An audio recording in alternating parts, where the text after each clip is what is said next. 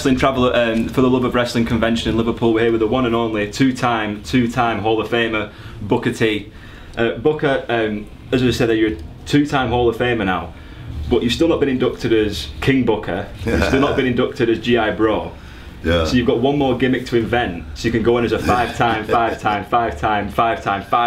of Famer. Yeah, right. You know, King Booker may get in from a celebrity wing, you know, so that would be cool, you know. I don't know if GI Bro, you know, stats, you know, build up enough, you know, we have to make a special wing for him too, you know, but I don't know, it's been awesome. Two-time is one that I didn't expect, actually, you know. You know, one time is not something I actually expected. It's not something that you can actually work for, I think, and it happens. I think you have to just go out and put the work in, and then it happens. You know, so it's been an awesome ride for me since 1992 to now 2019. To have been a part of something that I never dreamt of being a part of, and then to have made history, it's kind of like icing on the cake. So instead of talking about King Booker, then it was such a great character, and it sort of reinvented you from being Booker T to this sort of like 4 English accent villain. Yeah. How much fun did you have with that character? It was a great time. You know, it was a great time in my career. Everything I've you know, got in my hands, I always tried to make it, you know, something special. I didn't care what it was. It could be the smallest, you know, part of the show, and I wanted to make it the biggest part of the show. And giving me, you know, a role like King Booker, you know, it's almost like a mistake. It's almost like a gimme. You know, it's like a free, like a layup. You know, in basketball, that's how easy it was.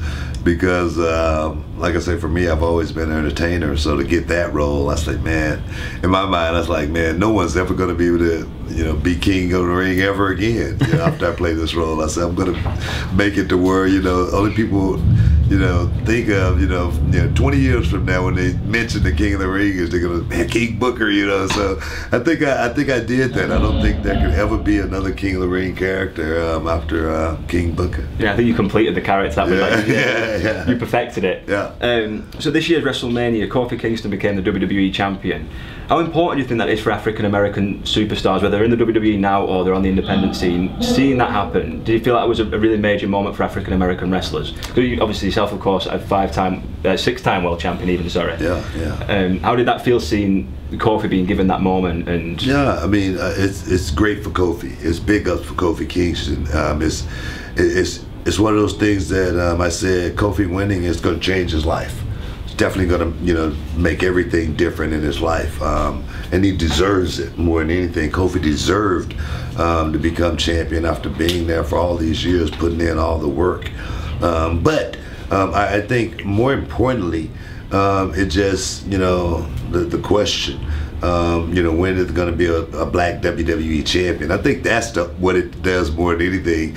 You know, that question goes away. You know, finally that question, we don't have to answer that question anymore. You know, Kofi Kingston is the WWE champion. And I know the next question is, well, when is it going to be a black WWE Universal champion? You know, so it's going to always be something, you know, when it comes to people. But it was a huge moment, you know, for young African Americans to look up to Kofi Kingston.